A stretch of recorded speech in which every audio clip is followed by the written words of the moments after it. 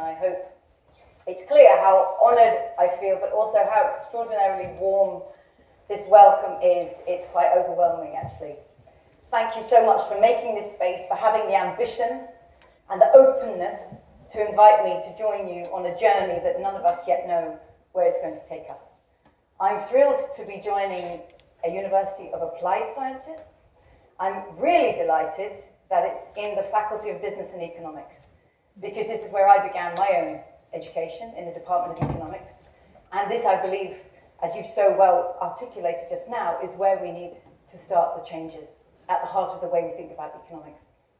And I want to give you a quick overview of what I think are the transformations we need to make from the economic thinking that we all inherited to the economic thinking that we know we need to create to be fit for this century. The economic thinking we inherited. What's the first image that's ever taught in economic universities around the world? It's, people are putting their fingers up already, it's supply and demand. Economics means the art of household management. That's the ancient Greek meaning. What a beautiful, noble, utterly necessary art. And yet when we teach it, we suddenly move from welcome to the art of household management, here is the market. We put the market at the center of our vision. And we make price the metric of concern that we will then judge and use as a currency for everything. And anything that falls outside of that market contract, economists will tell you, is called an externality.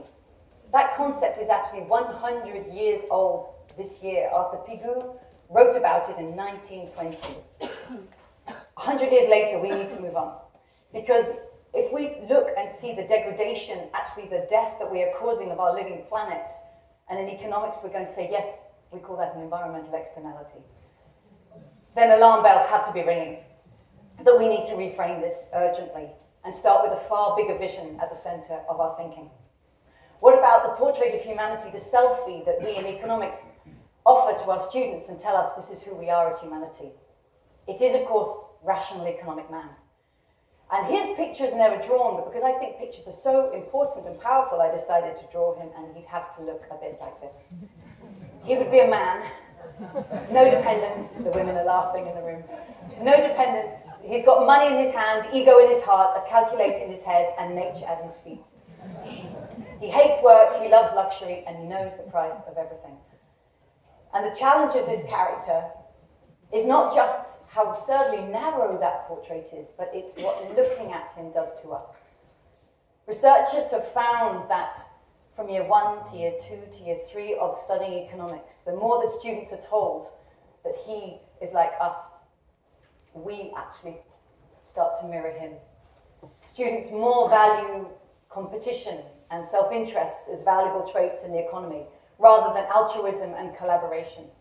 So who we tell ourselves we are shapes who we become. And actually that's a huge responsibility for any academic discipline that claims to tell us who we are, because it actually changes us. And if we're going to thrive as 10 billion human beings on this planet, I don't think this portrait of ourselves is going to get us there. We urgently need a far richer portrait of who we are as economic actors if we're going to thrive. And then thirdly, the goal. What is the goal of economics? It's actually so deep, so deeply embedded, it's actually very rarely articulated, let alone ever drawn. So I wanted to make it visible.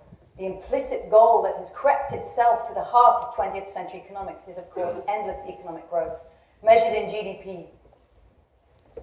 And it's so deep that the conversation actually rarely comes up within economics degrees. I've talked to students around the world and asked them, did you ever have the lecture where you discuss whether GDP should be the goal?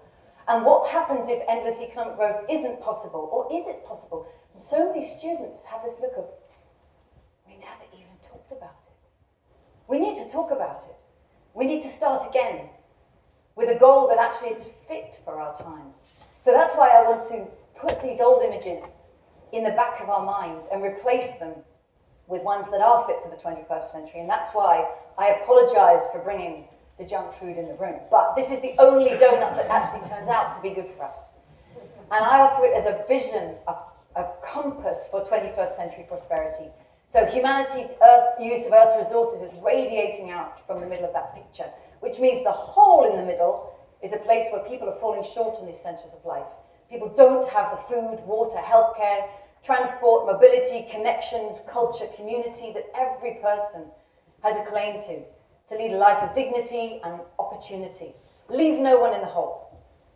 But at the same time, as we use Earth's resources to do that, we cannot overshoot the outer ring, that ecological ceiling, because beyond there we begin to tip our planet out of balance and we cause climate breakdown.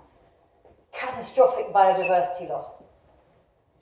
We push ourselves beyond planetary boundaries. So put the two together. The aim is to meet the needs of all people within the means of the living planet. And suddenly, the very shape of progress has changed. It's not this ever-rising line of growth. It's balance. Thriving in that space in between. And I suddenly see that I'm making ripples with my hands. I feel very at home here.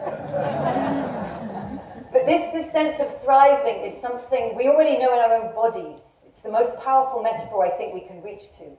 Bodily health lies in balance. Can we take our deep understanding of that metaphor from bodily health to planetary health?